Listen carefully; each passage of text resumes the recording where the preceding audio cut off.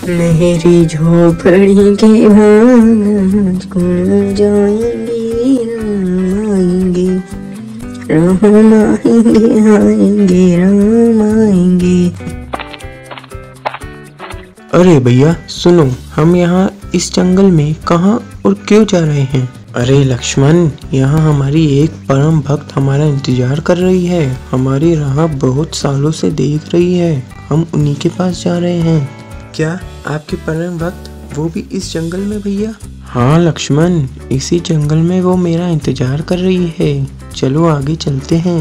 मेरी झोपड़ी के भाग आज खुल जाएंगे, राम आएंगे, राम आएंगे तो आंगन सजाएंगे, दीप जला के दीवानी मेहमान होंगे, राम आएंगे तो मेरे जन्म के सारे पाप मिट जाएंगे, राम आएंगे, मेरी झोपड़ी के भाग आज खुल जाएंगे, राम आएंगे, राम आएंगे, आएंगे राम आएंगे। अपनी झोपड़ी के बाहर एक बुढ़िया सफाई कर रही थी और राम आएंगे वाला राम का गीत गा रही थी। तभी माते सुनो, लेकिन वो बुढ़िया अपनी सफाई में इतनी व्यस्त थी, अपने प्रभु का नाम ले रही थी, इसलिए उसे कुछ सुनाई नहीं देता।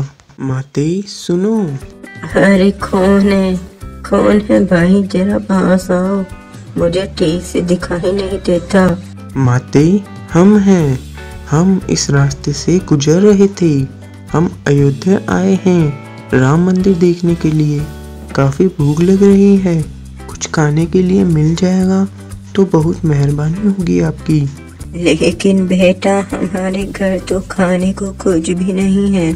लेकिन नहीं, आज हमारे श्री राम भगवान अयोध्या आने वाले हैं, तो आपको मैं ऐसे निराश नहीं करूंगी। आइए हमारी झोपड़ी में पधारिए, आपका यहाँ स्वागत है। मैं कुछ न कुछ बंदोबस्त करती हूँ आप सबके भोजन का। फिर वो बुढ़िया धीरे धीरे इन सबको घर के अंदर अपनी झोपड़ी में लेकर जाती है। वो बुढ़िया सभी मेहमानों का झोपड़ी के अंदर स्वागत करती है। आ जाओ बेटा, आ जाओ, यहाँ बैठो। हाँ, हमारी इस छोटी सी झोपड़ी में तो और कुछ नहीं है, एक खटिया ही है। यहाँ बैठो, मैं तुम सबके लिए खाने का इंतजाम करती हूँ। फिर वो सब मेहमान उस खटिया पर बैठ जाते हैं और वो बुढ़िया खाने का बंदोबस्त करने के लिए वहाँ से चली जाती है। अरे हमारे घर मेहमान आए हैं, मैं कुछ न कुछ बंदोबस्त करके लेकर आती हूँ, उनकी भोजन ढूंढ के लाती हूँ। हाँ। वो बुढ़िया भोजन को ढूंढने जंगल की तरफ जाती है। बस पहुंच गई। वो बुढ़िया मेहमानों के लिए फल तोड़ने जंगल में आई हुई थी। काफी दूर नदी के किनारे वो फल देखकर बहुत खुश होती है और फिर फल के पेड़ के पास जाती है।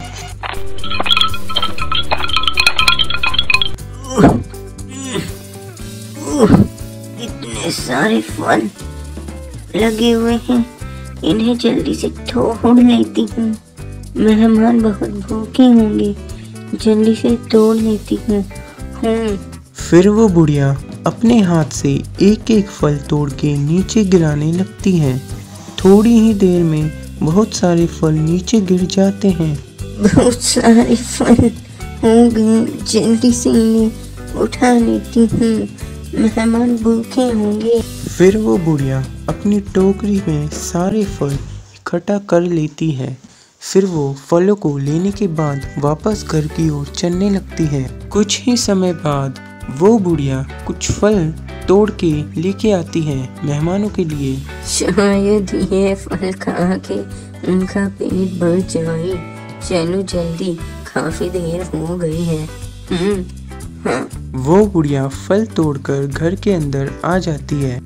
अरे बेटे, मुझे माफ कर देना, थोड़ी सी देर हो गई, बूढ़ी हूँ ना। अच्छे से चल नहीं पाती हूँ, इसीलिए बहुत देर हो गई।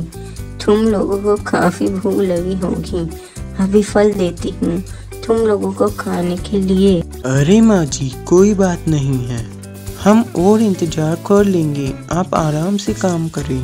फिर वो बुढ़िया एक टोकरी में फल लेती है। फिर वो टोकरी लेके सबके लिए फल लेके आती है। यह लो बेटा, यह लो, थोड़े से फल खा लो, तुम्हारी भूख मिट जाएगी। फिर वो बुढ़िया फल की टोकरी उनके सामने रख देती है और फिर सभी एक एक फल लेते हैं खाने के लिए और सब लोग उस फल को ग्रहण करते हैं और उनको फल बहुत स्वादिष्ट लगते हैं।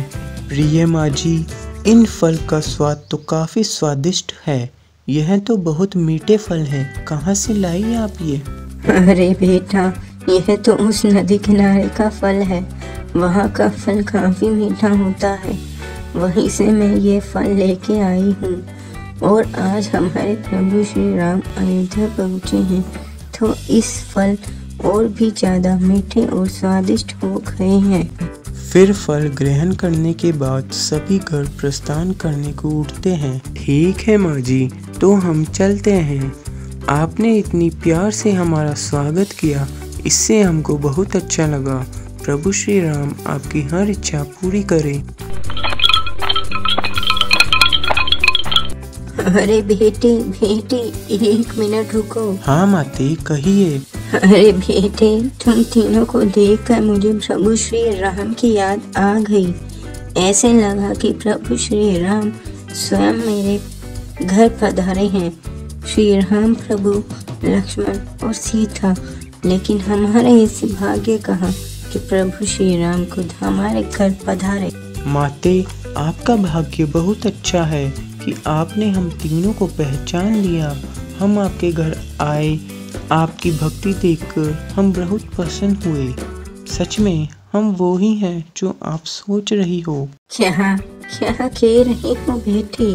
मेरे साथ मजाक कर रहे हो क्या? मेरे पास इस छोटी सी गरीब की झोपड़ी में प्रभु श्री राम कैसे आएंगे? हाँ माते, हम ही श्री राम हैं और श्री राम किसी को भी बड़ा छोटा नहीं मानते। वह किसी को भी गरीब अमीर नहीं मानते, सिर्फ लोगों की भक्ति देखते हैं। जिसके मन में सच्ची भक्ति होगी उसी के घर हम आएंगे।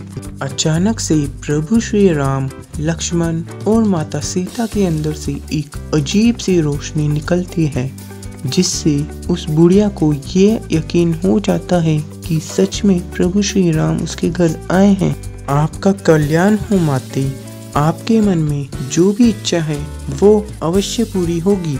यह कहने के बाद प्रभु श्री राम, लक्ष्मण और माता सीता तीनों वहां से गायब हो जाते हैं।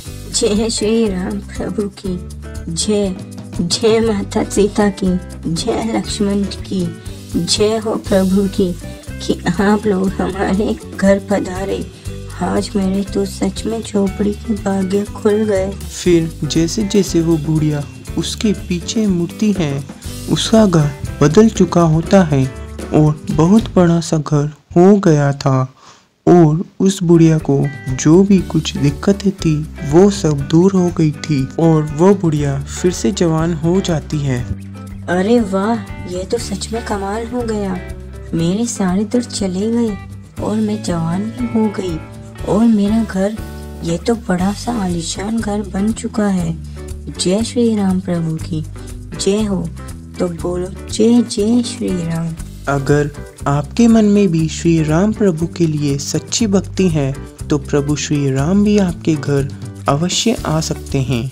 आप इन्हें सच्चे मन से पुकार के तो देखो, प्रभु श्री राम आपसे मिलने अवश्य आएंगे।